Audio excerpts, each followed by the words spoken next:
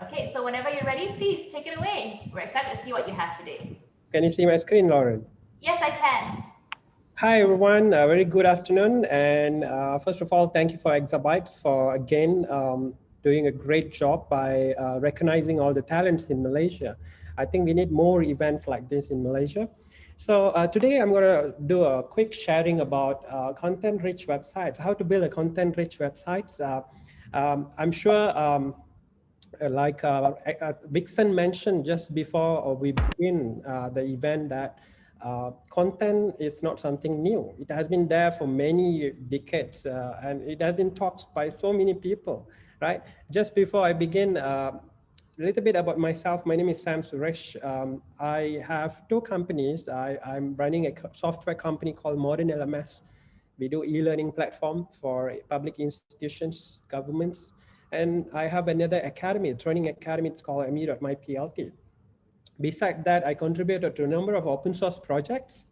One of the projects that I'm really passionate about is WordPress. I serve as global community team deputy, and I believe 90% of the website that I saw on this award ceremony is based on WordPress. So that is a WordPress project that I contribute to. Let's jump in directly to the content today. Why content is king. So there are so many points why content is king. It makes your customers to trust you. It helps SEO, search engine optimization. You get a better indexing. You get new visitors to visit your website. It supplement to inbound marketing. It can increase your market share. The more content you have, the more market share that you're going to hold on that specific niche or topic. So it's not something new. I don't have to elaborate this part. Why content is king, right? It's the ultimate, or it's the universal rule. When it comes to web, content is king. But let's look at the perspective of a web developer or web designer, or you are web integrator or web administrator. Why we build websites? Guys, what do you think? Why do we build websites? Why your customers are building websites? We have a chat, right? So can you guys give me some hints why you are building websites? Why your customers are asking you to build websites? So I see some answers: branding, marketing. Any other answer other than this? Sales, a home for your business, online presence, portfolio, right? So I'm glad at least you guys have some idea why we are building a website. It's not because we get a job, right? Building a website can give a lot of different meaning for different businesses. It's always what is the objective of that particular business and why they want to build a website. So let's say if, let me get this. Building a website is kind of not really difficult. You can build it with a lot of content, with a lot of slides, for example, with products. Like you mentioned, it can be for branding, it can be for content, it can be for conversion. So for me, the highest purpose of building a website is for conversion, right? Some people build it for branding or image or trust and all that. But I think the main purpose for my business, I have several websites, and the ultimate goal, why I want to build a website, every section of that website is built for one goal, for one purpose, which is conversion, right? Conversion. So content actually help you to convert. So that is what exactly I'm going to talk to you about. First of all, building content. Before I proceed further, I want to emphasize that building content is like really difficult task. It's a boring task. I'm sure many of you have experienced that you wrote several articles and then you stop writing. If I check your blog, probably it's going to show like last updated 2020 or 2019, right? Because building content is boring. It needs a lot of effort. You need to have a style. You need to tell a story in a style, but no pain, no gain, right? So it is the center of website is the content. A center of a website is the content. So you have to build a content, but as a web developer, how are you going to build a content? What kind of content you need to build for your clients? what kind of recommendation you can make, right? We as a service provider, it's not just we follow what customer ask. We recommend them what is the best practices, what might work for them, what might not work for them based on our experience looking at so many different customers in the past many years. So first of all, before we move forward, I already told you that conversion is the ultimate goal why we are making content. So why you're creating a website, probably it's the content. It can be for branding, it can be for conversion or sales, right? But maybe majority of businesses building website for conversion or for the sales. So before you know that, before you know what kind of content you can build, you need to understand how conversion happens in a website. So I believe there are several process happens before conversion. Your customer need to go through several things before they able to buy a product, or before they feel convinced to buy your product. So what are the phase, or what are the process your customer going through? I'm not sure if anyone heard of this 3-step process. Anyone? 3-step process that your customer go through before they convert, or before they buy, or before the sales happen. Conversion is not necessarily a sale. It can be a subscription to your newsletter, probably, or checking availability of a product. There is a 3-step process happening. That is know. So first of all, your customer need to get to know you first, right? Otherwise, there's no way they can buy your product or your client's product. So to be your prospect, they get to know you first. So that's probably why you have a website, you have SEO, you have digital marketing, everything in place. So your customer get to know you. Secondly, your customer need to like you, right? It's like we are getting to know someone, right? I met a girl, for example. I need to like her. And then number 3 is trust. I need to trust her in order for me to get married with her, right? So it's like that. So when you're building a business, a website, you have to ensure that if the website's objective, your customer objective is to make conversion, and then you have to follow these 4 steps. You can Google about these steps: know, like, trust. If you Google it, you will find a lot of information. So the first of all is get to know about a business, and then your customer need to like this business, and then they trust this business, then they will buy the product. So let's look at in depth one by one. Let's go to point number 1, which is know, get to know first. Product detail and price. When you're building a website, of course, you need to have product detail and price. You have to be transparent. You can't say, okay, please fill up this form for inquiry, or please PM us or DM us for inquiries, right? Product detail and price should be, you can at least mention from 999, right? If you don't want to mention exact price, probably you worry that there are competitions and many other factors. So first point is the product detail and price. And then you need to share story, share about your company. That is a blog section.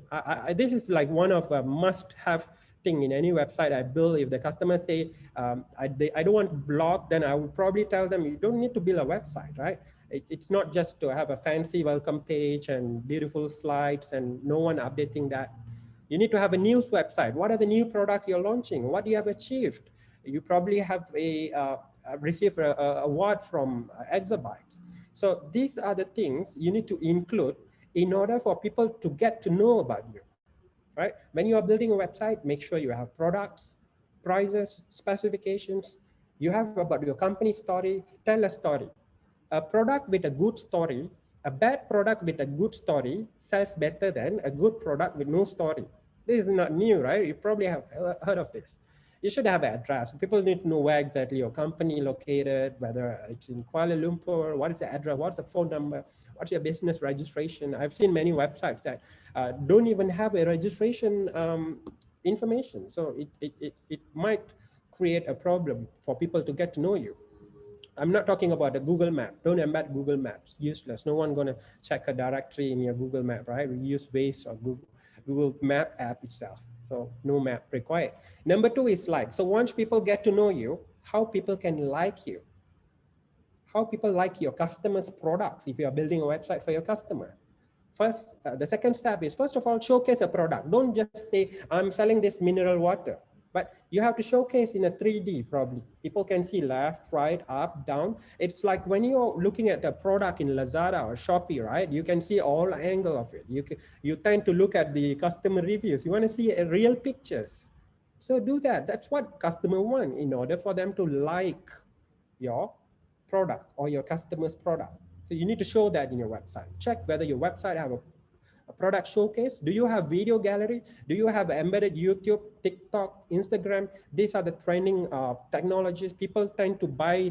Now sales happen. Now marketing changed. It's not brand marketing. It's not a company-driven marketing. It is a customer-driven, consumer-driven marketing now. So you go down to the platform like TikTok, Instagram, and you create your presence and you integrate it with your website. So people can see or people can follow. It's not one tiny icon at the footer of your page says follow us, or just a small F icon, Facebook icon, which is not even clear for people to follow.